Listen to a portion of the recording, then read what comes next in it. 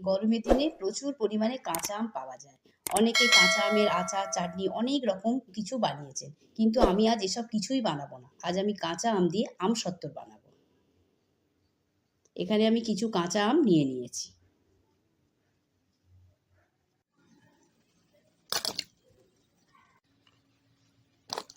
কাঁচা আম টুকরো করে কেটে আমি জলে সেদ্ধ বসিয়ে দিয়েছি।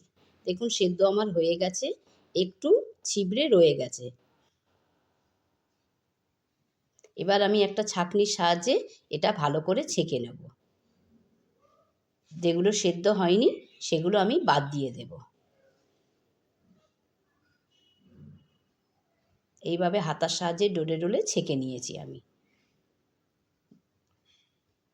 এবার একটা কড়া নিয়ে নিয়েছি। এবার আমের যে কাঁচটা বেরিয়েছে সেটা আমি কড়ার মধ্যে দিয়ে অনবরত নাড়তে থাকবো, কারণ এটা একটু ঘন করে নিতে হবে, পাতলা আছে।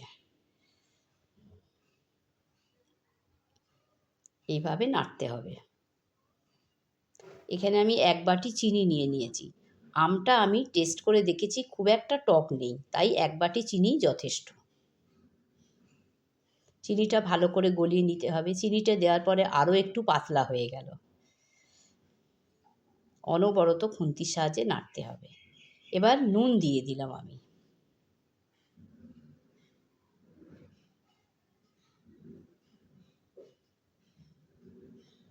অনবরত নাড়তে হবে। একটু ঝালের জন্য চিলি ফ্লেক্স দিয়ে দিলাম।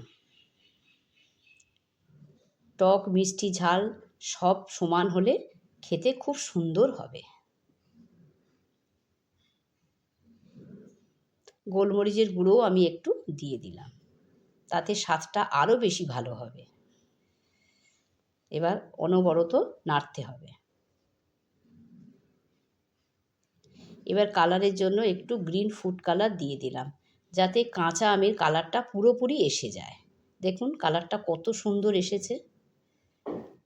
এবার একটা থালা নিয়ে নিয়েছি স্টিলে, তাতে আমি একটু তেল মাখিয়ে নিয়েছি।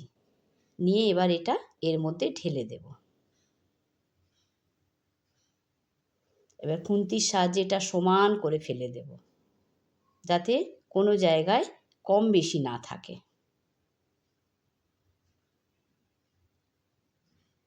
দেখুন সমান করে দিয়েছি। এবার আমি ছাদে 5 থেকে 6 ঘন্টা রোদে রেখে দেব। দেখুন শুকিয়ে গেছে। এবার আমি এটাকে থালা থেকে উঠিয়ে দিচ্ছি। কি সুন্দর উঠে এসেছে। দেখুন জিনিসটা কত সুন্দর হয়েছে। এবার আমি একটা চাকুর সাহায্যে কেটে নেব। আপনারা আপনাদের পছন্দ মতো কেটে নেবেন।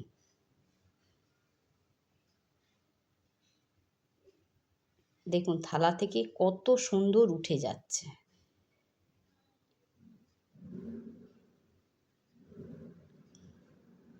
কত সুন্দর হয়েছে। কাঁচা আমের আমসত্ত্ব আমার রেডি।